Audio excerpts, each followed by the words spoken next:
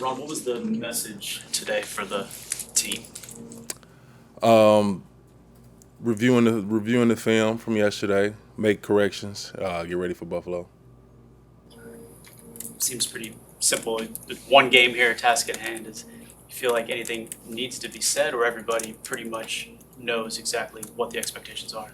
Yeah, no, I don't think it's much explaining needed at this point. Last game of the regular season, we got our goal number one in front of us, win the division. So, got to go out and execute, get that done.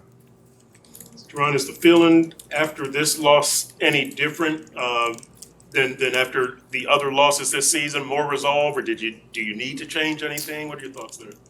No, we're not about to try to revamp or switch up anything. It was a tough loss for sure. They beat the out of us, all three phases. So we can't take that lightly or ignore it.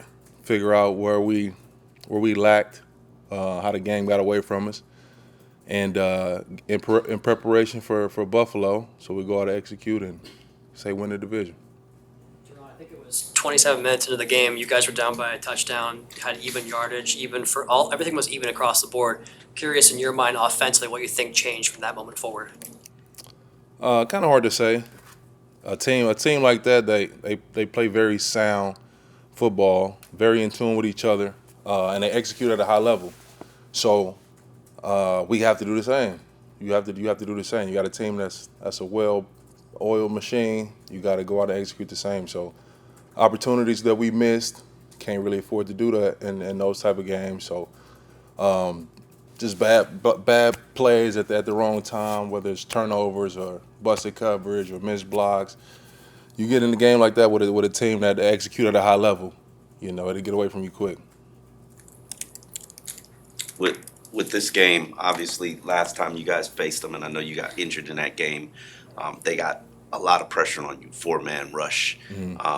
Obviously, that's a challenge for the offensive linemen that you guys are looking forward to. What does it take to be able to protect Tua in such a critical game like this?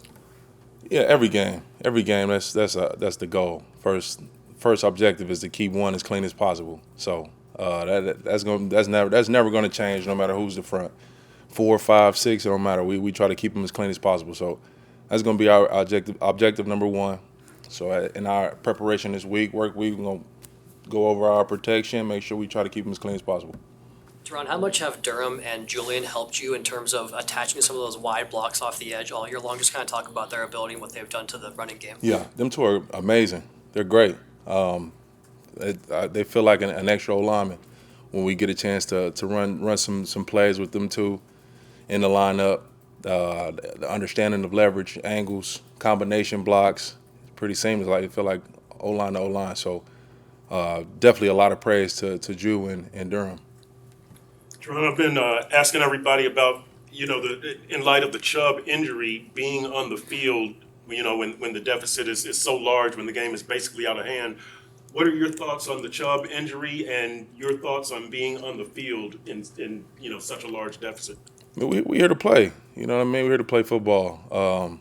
So whether coach tell us come out, go, stay in, we're not looking to let at the score. They up by 21. It's time for me to come out. No, that's never the case. You know what I mean? Whether we up or down. So we're here to play. We're here to play football.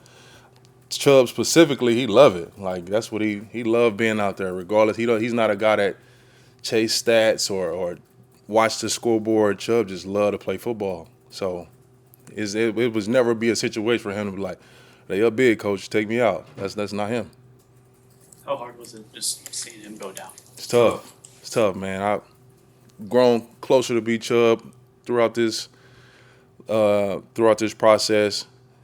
He attacks it every day. He works relentlessly every day. So it's tough, man. You see him go down in that manner, and he means so much to us. He's an impact. He's been phenomenal all year. It's tough, man. But first thing he said yesterday when I talked to him after the game was, "This guy's playing." You know what I mean? So you won't question it. He got the right mindset. He's going to attack his rehab and be back better than ever. You guys have had a bad string of injuries, recently, especially on the defense side of the ball. And I know up front y'all have been battling through a lot. Like, how do you separate maybe the emotions you were just talking about with Chubb and playing through stuff versus, just make it happen, know that you have to? That's really it. We have to. Regardless of what we're dealing with personally at home or injury to our body, like this game gonna kick off when it kick off, and it's gonna go down. You know what I mean? So you want to go out there with your best foot forward, regardless. So you prepare through the week. That kickoff time gonna be that kickoff time, where no matter who's on the field, no matter what they're dealing with, that's how you gotta approach it. Terron, you had some deep playoff runs with the Saints. Just how important is it to win the division to get these 2 home games versus having to go on the road first round? Yeah, I mean, I don't notice the stats, on hand, but I know them first 2 seeds have a higher percentage of getting to the big dance. Get a chance to play at home in front of your fans. That energy that we can feed off of. We've been dangerous at home, but home or on the road, we gotta come with it. We gotta bring that energy, find it within.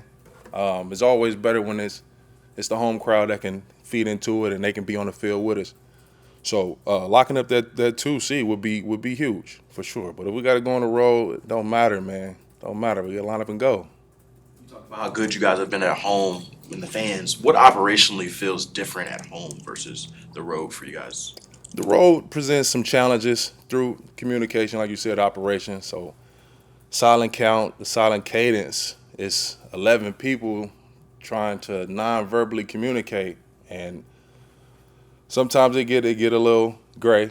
Crowd noise can be gray. The center could be thinking it's one mechanism when it's another, and we're all, relying on that indicator to when the ball will be snapped. But if he's off, or if the quarterback is off, or the play coming in late, or motion coming in late, you can't really communicate that stuff with the crowd noise. So that's the challenge. Like, the fans play a big part of the game.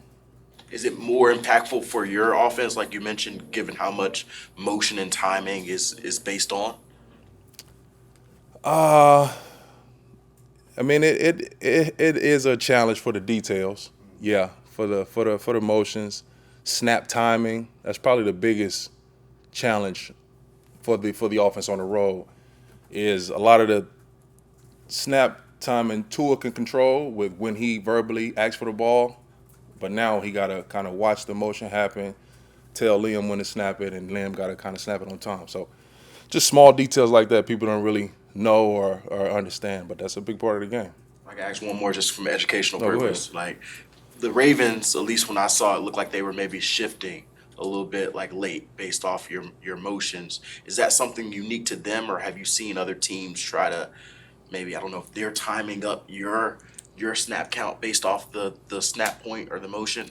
Yeah, I mean, historically, the Ravens for a number of years now have been known for their disguises and trying to present one thing and show you something else at the snap. So that's kind of historically what they've done. Yesterday, I felt like they were pretty calm. Actually, they didn't go too exotic with the looks yesterday. We got out early, first couple series. We moving the ball on them pretty smoothly, and it was quiet. But then when they got the lead, they was able to kind of do a little bit more, get a little bit more risky.